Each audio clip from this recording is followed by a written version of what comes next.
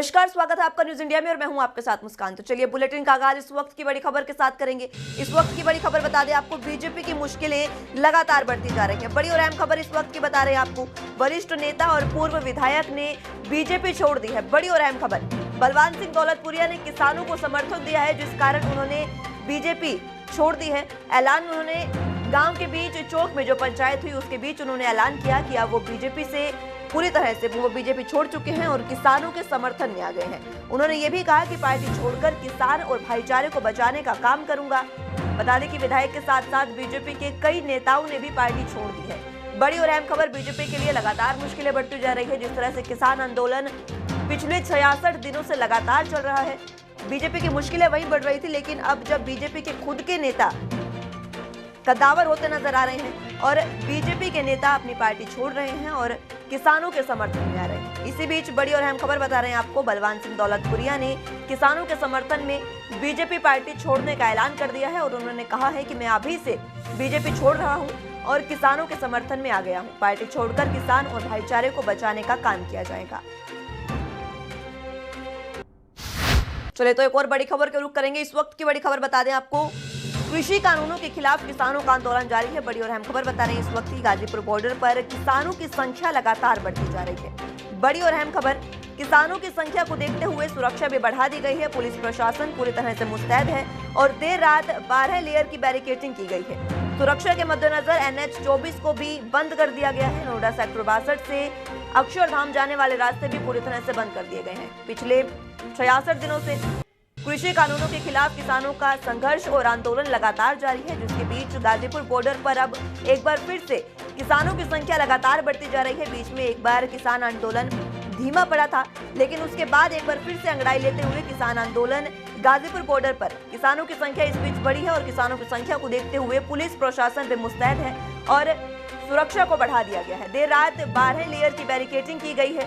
Ghazipur border पर सुरक्षा के मद्देनजर NH 24 को भी पूरी तरह से बंद कर दिया गया है, यानी कि वहां से अब आप नहीं गुजर पाएंगे। वहीं नोएडा सेक्टर 62 से अक्षरधाम जाने वालों पूरे रास्ते को भी बंद कर दिया गया है।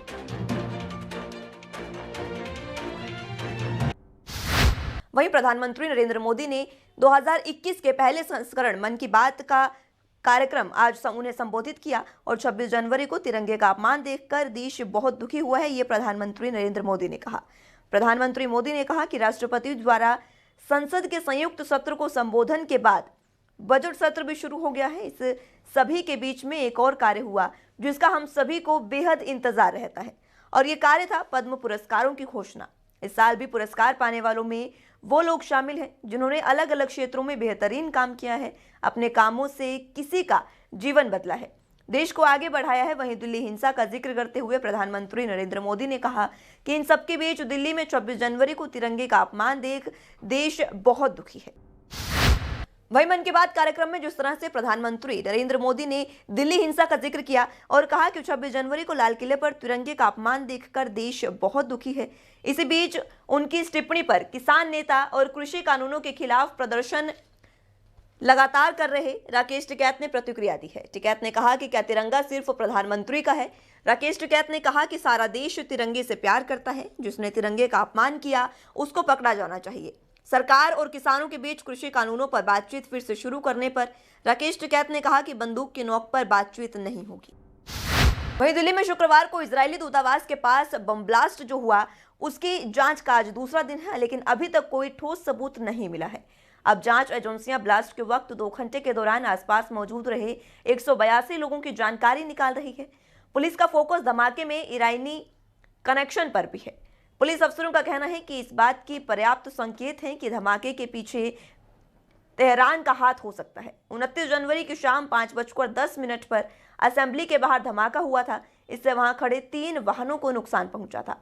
वहीं दोपहर 3:10 से 5:10 के बीच 61 लोग doctor APJ Abdul Kalam road से गुजरे थे। वहीं 121 लोग साउथ दिल्ली से एम्बेसी की ओर आए थे।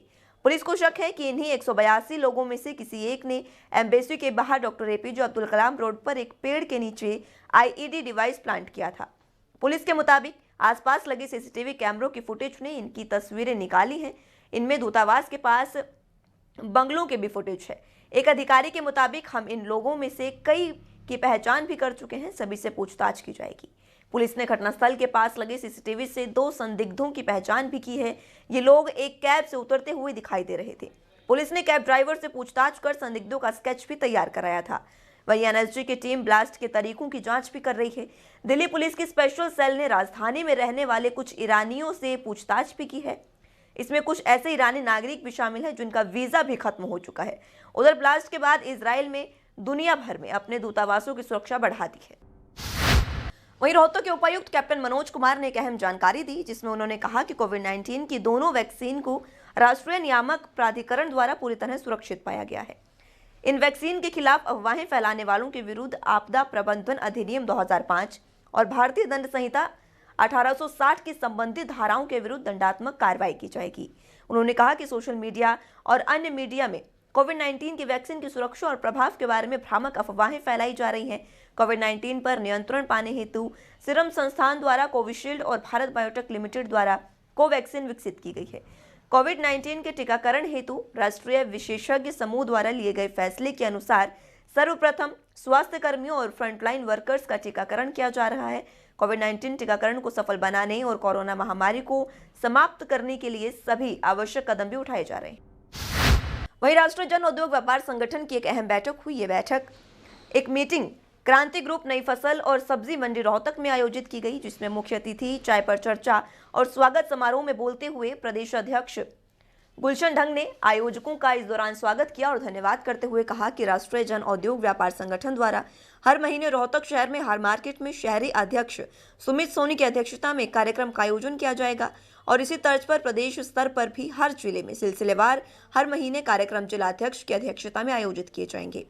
इन कार्यक्रमों में व्यापारियों की समस्याओं पर नियंत्रण मंथन भी किया जाएगा और जो समस्याएं बताई जाएंगी उनको लोकल स्तर पर लोकल प्रशासन द्वारा और प्रदेश स्तर पर प्रदेश प्रशासन और सरकार को अवगत कराकर उनकी समस्याओं का निदान करवाया जाएगा। श्रीमती निर्मला सीतारमण जी को एक लेटर भी लिखा है और उसके बजट के सेशन जो सत्र चल रहा है उसके लिए हमने सुझाव राष्ट्रीय जन उद्योग व्यापार संगठन ने माननीय फाइनेंस मिनिस्टर को भेजे हैं और इन सुझावों पे ऊपर अमल करके हमारी राय मानकर बजट को इम्प्लीमेंट करना चाहिए ताकि व्यापारियों को व्यापार करने में सरलता और बड़े सुगम तरीके से उसको कर सकें। जिस तरह मोदी जी ने, हमारे माननीय प्रधानमंत्री जी ने एक नेशन एक टैक्स का नारा दिया था, उसके अंदर ये मैं आज कहना चाहूँगा, मुझे कहने में कोई अतिशयोक्ति नहीं है कि एक नेशन एक टैक्स का जो आपने नारा दिया था वो बिल्कुल ठीक नहीं है। आपने टीसीएस लगाया, स्रोत आय के स्रोत पर एक टैक्स लगाना 1%, इसके लिए न्यायोचित नहीं है। जब आप एक नेशन एक टैक्स की बात करते हो तो आप उसी के ऊपर कार्य कीजिए, उसी लाइन पर कार्य कीजिए। वहीं रोहतक से एक दुखद खबर सामने आई है, जहां पर बाबा श्री श्री 1008 परमहंस बाल योगी विनोद गिरी जी महाराज जी 29 जनवरी को ब्रह्मलीन हो गए हैं, जिनके पार्थिव शरीर को विधि विधान के साथ बाबा अमीरगिरी धाम हरिपुर कला हरिद्वार में 30 जनवरी को समाधि दी गई है।